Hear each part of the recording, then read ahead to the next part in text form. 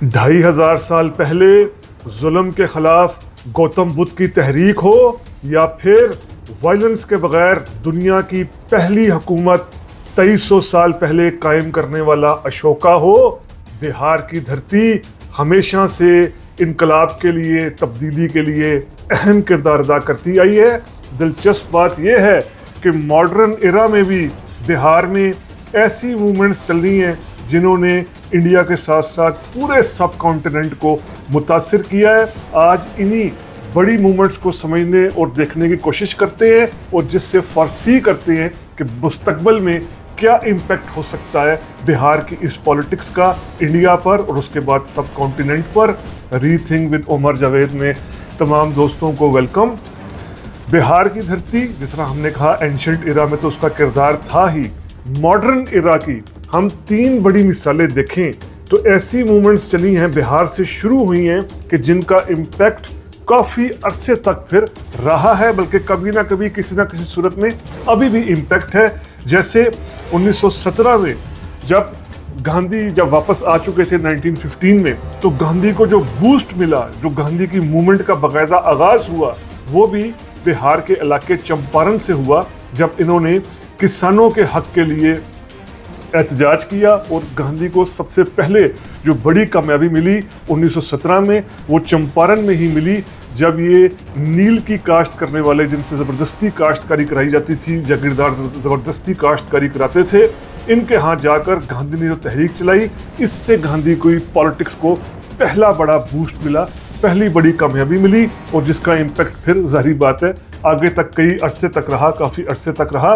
उसके बाद 1974 में जयप्रकाश नारायण, जो फ्रीडम मूवमेंट के दौरान ही एक बड़े सोशलिस्ट लीडर थे, इन्होंने 1974 में कांग्रेस की करप्शन के खिलाफ, इंदिरा गांधी की ऑटोक्रेटिक गवर्नमेंट के खिलाफ जो तहरीक चलाई, उसको भी बिहार से सबसे पहले पजीराई मिली, बिहार से सबसे पहले सपोर्ट मिली। इसको बिहार मूवमेंट कहा गया 1974 में, और इसका इम्पैक्ट फिर नज़र आया कि जिस तरीके से इंदिरा गांधी के खिलाफ पूरे इंडिया में मूवमेंट शुरू हुई, तहरीकें शुरू हुई, और इंदिरा गांधी को इलेक्शन भी हारना पड़ा 1977 का, तो उसकी जड़ें भी बिहार में थी। जो जयप्रकाश नारायण ने मूवमेंट, जेपी मूवमेंट भी जिसे कहा जाता है, वो चलाई।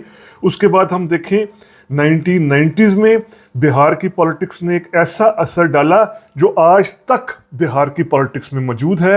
वो असर था जिसे मंडल पॉलिटिक्स कहा जाता है।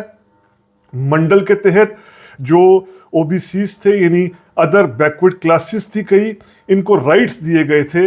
अब ये अदर बैकवर्ड क्लासेस में जो इसमें दिल्लत नहीं थे, जिन्हें शेड्यूल्ड ट्राइब भी कहा, शेड्यूल्ड कास्ट भी कहा जाता है, एससी भी कहा जाता है, वो नहीं थे, लेकिन फिर भी जो ये ओबीसीज थे, यानी अदर बैकवर्ड क्लासेस थी, इनमें यादव थे, कुर्मी थे, तेली थे, मल्लाह थे, लोहार थे, जो ऐसी क्लासेस थी, इनको रिजर्वेशन दी गई, इनको राइट्स दिए गए। और इसी के साथ बिहार में फिर सोशलिस्ट लीडर्स का या ओबीसीज के नाम पर पॉलिटिक्स करने वाले बड़े लीडर्स का सामने पॉपुलैरिटी हुई, जिसकी बड़ी मिसालें पहले लालू प्रसाद यादव की और उसके बाद नीतीश कुमार की।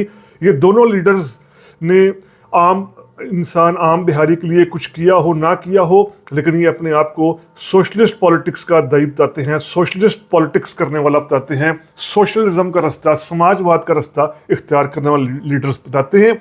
और बिहार की पॉलिटिक्स में 1990 से लेकर अब तक, यानी 2025 तक, इस सोशलिस्ट पॉलिटिक्स का ही सारा ये निज़ाम नज़र आ रहा है, पहले लालू की सूरत में और अब जो है वो नीतीश कुमार की सूरत में।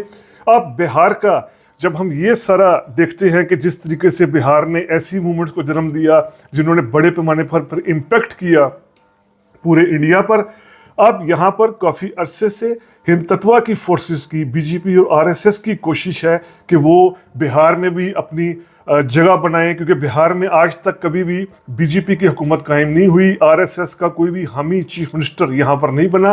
बिहार की स्पिरिट सेकुलर है। आरएसएस की, बीजेपी की कोशिश है कि अब बिहार में अपनी हुकूमत भी कायम की जाए, इसे भी यानी एक हिंदुत्व की स्टेट, हिंदुत्व की रियासत बना दिया जाए बिहार को भी।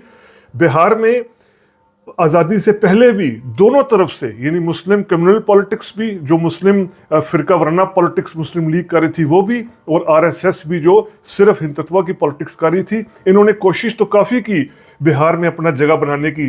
जैसे बिहार में 1946 के हिंदू मुस्लिम राइट्स का बहुत ज़्यादा अमल दखल था, जिसमें हज़ारों बेगुनाह हिंदू मुस्लिम मारे गए थे। इनको भी मुस्लिम लीग और आरएसएस ने प्रोवोक किया था, इन दंगों को। इन दंगों ने भी बड़ा अहम किरदार अदा किया था जो बिहार में हुए थे 1946 में। कम्युनल टेंशन को हिंदू मुस्लिम के दौरान पूरे इंडिया में बढ़ाने में इन बिहार के दंगों का भी बड़ा अमल दखल था। लेकिन उसके बावजूद जिस तरह बीजेपी कई और रियासतों में अपनी जगह बना चुकी है, सबसे बड़ी स्टेट यूपी में अपनी जगह बना चुकी है, राजस्थान में, मध्य प्रदेश में, महाराष्ट्र में, गुजरात में, आसाम में, बिहार में बीजेपी उस तरह जगह नहीं बना पा रही। अब देखना ये होगा कि बिहार की जब हम पूरी हिस्ट्री देखते हैं, चाहे वो एंशंट हो चाहे वो मॉडर्न एरा की हो, क्या इसमें गुंजाइश निकल सकती है हिंदुत्व की पॉलिटिक्स की या नहीं निकल सकती।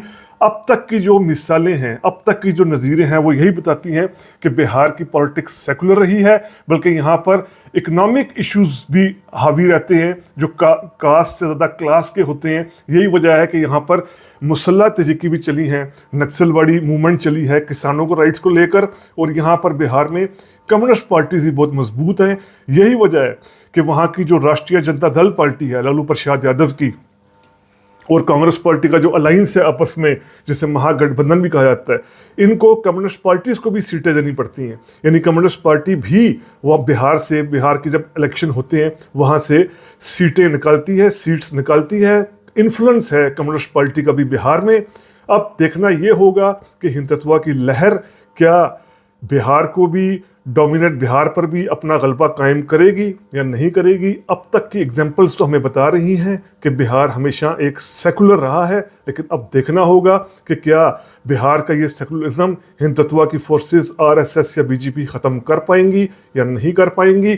तो ये बिहार की पॉलिटिकल डायनामिक्स और बिहार से चलने वाली मूवमेंट्स का पूरे इंडिया पर जो असर रहा, इस पर किया गया vlog rethink with Umar Javed के प्लेटफॉर्म के ज़रिए आपके सामने पेश किया गया। उम्मीद करते हैं आपको वीलॉग पसंद आया होगा। अगर पसंद आया है तो काइंडली सब्सक्राइब कीजिए रीथिंक विद उमर जावेद। शुक्रिया।